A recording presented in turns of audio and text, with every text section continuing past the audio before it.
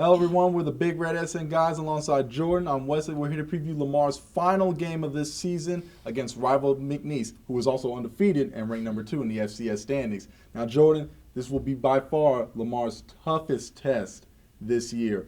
A rival, undefeated, and number 2 in the nation in FCS polls. Just tell us, what does Lamar has to do against a very, very good and a very tough McNeese team? They have to play physical and they have to play mistake-free football.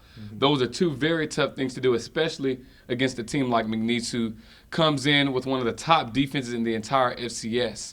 It's also going to be very important for the Cardinals to limit the turnovers and the fumbles. If we can do that on our end, we'll be in good shape to get the victory. Defensively, Lamar has struggled over the last couple of weeks, but we seem to turn a little curve over at UIW, holding them to 21 points and making the stops when we needed to. That was something Lamar hasn't done in a while. Now, McNeese, it seems that their offense kind of feeds off their defense. Every time the defense does something well, the offense is able to capitalize on it. So what does our defense need to do to contain their offense? Well, defensively, you need to make sure that the ends can get around and contain the quarterback, because the quarterback is able to make plays outside of the pocket, and that's a little bit of a threat when you look at a dual threat quarterback and the type of system that McNeese runs. So we want to make sure that we can contain him on the outside and make him more of a pocket passer, allow him to test his arm on those downfield throws, and give our cornerbacks a chance to make it happen. Brendan Langley last week was the Southland Conference Defensive Player of the Week. He came away with an interception that was returned for a touchdown for 86 yards,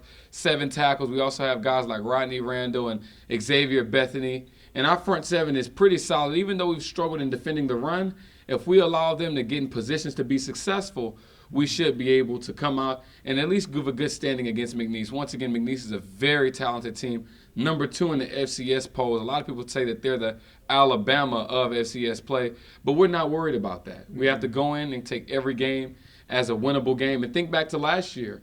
We were in this exact same predicament right now going into the McNeese game. If we win, we're above 500. If we lose, we fall below 500.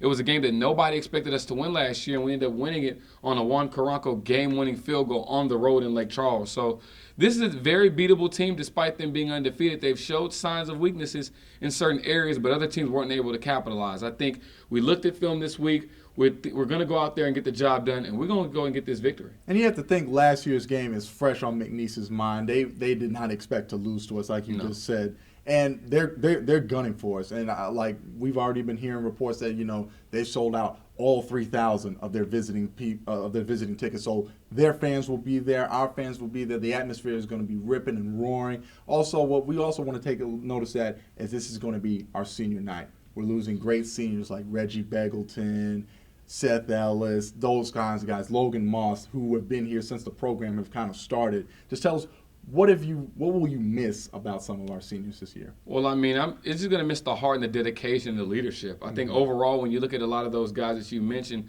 Reggie, Logan, guys like that, they're the face of a particular set of people, whether it's the linebackers and Logan or the receivers and Reggie. And then overall, they've helped build Lamar to where it is today. Think about the rise that Reggie Beggleton has come from being a guy that was admitted onto the team into being the greatest receiver on stats-wise in Lamar school history. I mean, he's set every record. And overall, this senior class this year really showed leadership.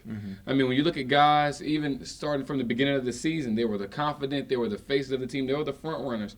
They were the guys that the younger players can look to for motivation, for confidence, and we're going to miss that. On the bright side, because of those younger guys that have looked up to the seniors, just looking forward to next year briefly, we have another good set of leaders coming up. I mean, we have a lot of guys that will be able to lead the charge, whether it's Brendan Langley coming up really in the secondary and on the defensive end, or even offensively with other options that we have at the receiver option. But overall, it's a senior class that's definitely going to be missed. A lot of very talented players, and I wish them the best. Yes, and we wish you don't miss their senior organization as they come out. They will be honored before game, and Jordan and I will be back during the post-game analysis at the end of the game on this coming Saturday. The game is set for 7 o'clock. Be there, support your Big Red. Let's beat McNeese.